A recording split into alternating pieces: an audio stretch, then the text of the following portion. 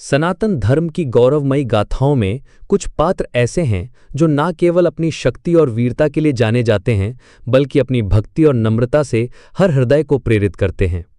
इन्हीं में से एक हैं पवन पुत्र हनुमान, जिनका नाम सुनते ही मन में श्रद्धा, बल और संकट मोचन की छवि उभरती है।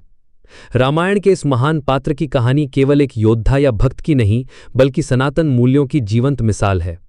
उनकी गाथा हमें सिखाती है कि सच्ची शक्ति भक्ति में, सच्चा साहस नम्रता में और सच्ची बुद्धि समर्पण में निहित है। सनातन रहस्य चैनल के दर्शकों के लिए हम आज हनुमान जी की इस पवित्र कहानी को विस्तार से प्रस्तुत कर रहे हैं। ये कहानी आपको न केवल रोमांचित करेगी, बल्कि आपके भीतर भक्ति और आत्मविश्वास का संचार भी करेगी। आइए इस गाथा को गहराई से जानें और हनुमान जी के जीवन के हर अध्याय में छिपे सनातन रहस्यों को उजागर करें।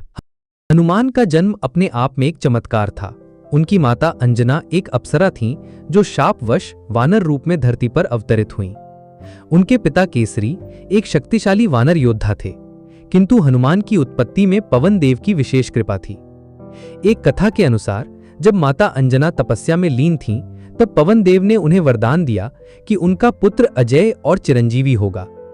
इस प्रकार हनुमान का जन्म हुआ, जिनमें पवन की गति, अग्नि की शक्ति और सूर्य की तेजस्विता थी।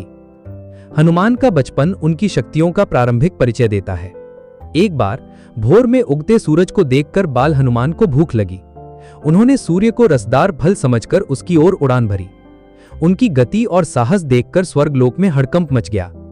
इंद्र ने अपने वज्र से प्रहार किया, जिससे हनुमान की ठुड्डी हनु घायल हो गई। इस घटना से उनका नाम हनुमान पड़ा। पवन देव अपने पुत्र के अपमान से क्रुद्ध होकर पृथ्वी पर हवा का प्रवाह रोक बैठे। ब्रह्मांड में सांसें थमने लगी। तब ब्रह्मा, विष्णु और अन्य देवताओं ने हनुमान को कई वरदान दिए। चिरंजीविता, हनुमान अमर हो गए। असीम शक्ति, वे किसी भी शत्रु को परास्त करने में सक्षम थे। रूप परिवर्तन, वे सूक्ष्म से विशाल रूप तक धारण कर सकते थे।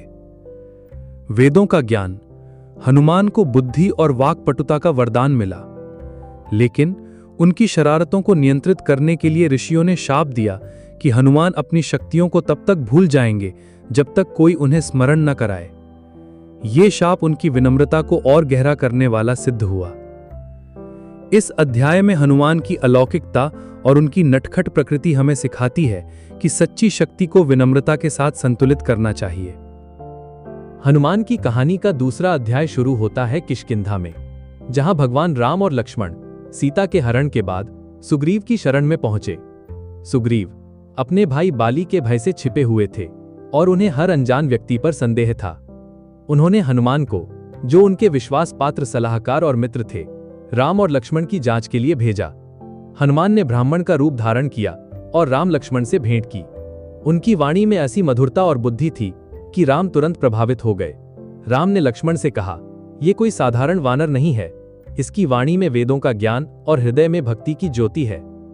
हनुमान ने राम और सुग्रीव के बीच मित्रता का सेतु बनाया।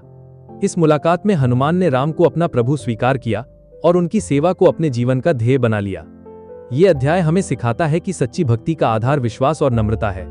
हनुमान, जो स्वयं असीम शक्ति के स्वामी थे, ने राम के चरणों में अपना सर्वस्व समर्पित कर दिया। उनकी ये भक्ति सनातन धर्म में एक आदर्श है, जो हमें बताती है कि सच्चा भक्त अपने प्रभु के सामने सदा नतमस्तक रहता है। हनुमान की सबसे प्रेरणादायक कथा है उनकी लंका यात्रा।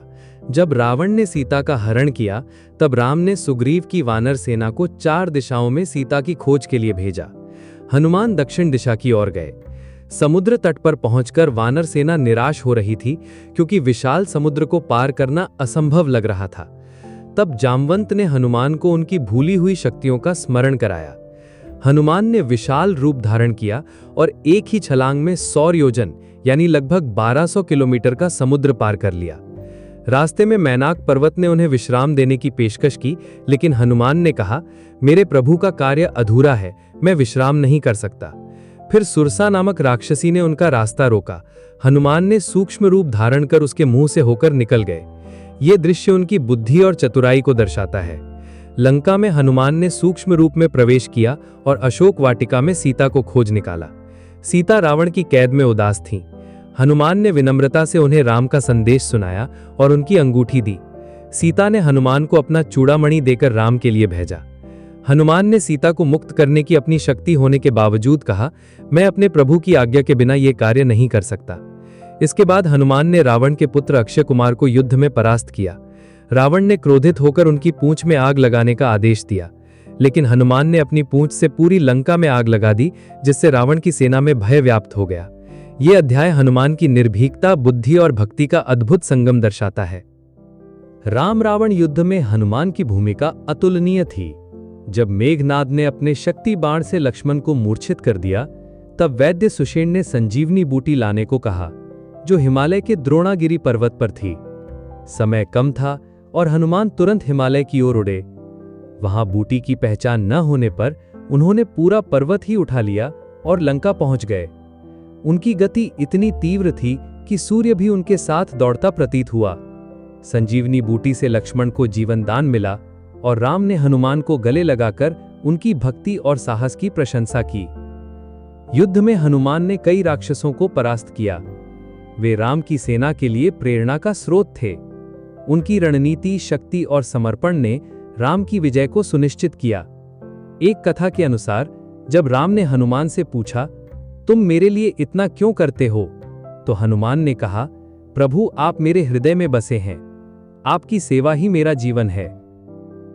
हनुमान की भक्ति का सबसे मार्मिक प्रसंग तब आता है जब युद्ध के बाद सीता ने उन्हें एक कीमती हार देना चाहा। हनुमान ने हार को तोड़कर देखा और कहा, इसमें मेरे प्रभु राम का नाम नहीं है, इसलिए ये मेरे लिए मूल्यहीन है। जब लोगों ने पूछा कि क्या उनके हृदय में राम है, तो हनुमान ने अपना सीना चीर कर दिखाया, जिसमें राम और सीता का चित्र विराजमान था। ये दृश्य सनातन धर्म में भक्ति की पराकाष्ठा का प्रतीक है। हनुमान की नम्रता उनकी शक्ति का आधार थी। वे हमेशा राम के चरणों में रहते थे और अपनी शक्तियों का उपयोग केवल उनकी सेवा में करते थे। एक अन्य कथा के अनुसार जब राम ने हनुमान को अमरता का वरदान दिया, तो हनुमान ने कहा, प्रभु मैं केवल आपके नाम का स्मरण करने के लिए जीवित रहना चाहता हूं। हनुमान की कहानी केवल एक पौराणिक गाथा नहीं, बल्कि सनातन धर्म का वो दर्पण है जो हमें भक्ति, शक्ति, बुद्धि और नम्रता का संतुलन सिखाता है। हनुमान जी चिरंजीवी हैं और ऐसा माना जाता है कि वे आज भी धरती पर विचरण करते हैं, अपने भक्तों के संकटों को दूर करने के लिए। हनुमान चालीसा और सुंदरकांड का पाठ हमें उनकी शक्ति और भक्ति से जोड़ता है। हर मंगलवार और शनिवार को उनके मंदिरों में भक्तों की भीड़ उमड़ती है, जो संकट मोचन के चरणों में शांति और साहस पाते हैं। हनुमान की गाथा हमें सिखाती है कि जीवन में कितने भी संकट आएं, यदि हम अपने कर्तव्य और भक्ति के प्रति निष्ठावान रहें, तो कोई भी बाधा हमें रोक नहीं सकती। उनकी कहानी हमें प्रेरित करती है कि हम अपनी शक्तियों का उपयोग दूसरों की भलाई के लिए करें और सदा नम्र रहें। प्रिय दर्शकों, सनातन रहस्य चैनल आपके लिए ऐसी ही प्रेरणादायक और आध्यात्मिक कहानियां लाता है, जो हमारे सनातन धर्म के गहन रहस्यों को उजागर करती हैं। हनुमान जी की ये कहानी आपको कैसी लगी? हमें अपने विचार कमेंट में बताएं। हमारे चैनल को सब्सक्राइब करें, लाइक करें और शेयर करें, ताकि सनातन धर्म की ये अमर गाथाएं हर घर तक पहुंचें।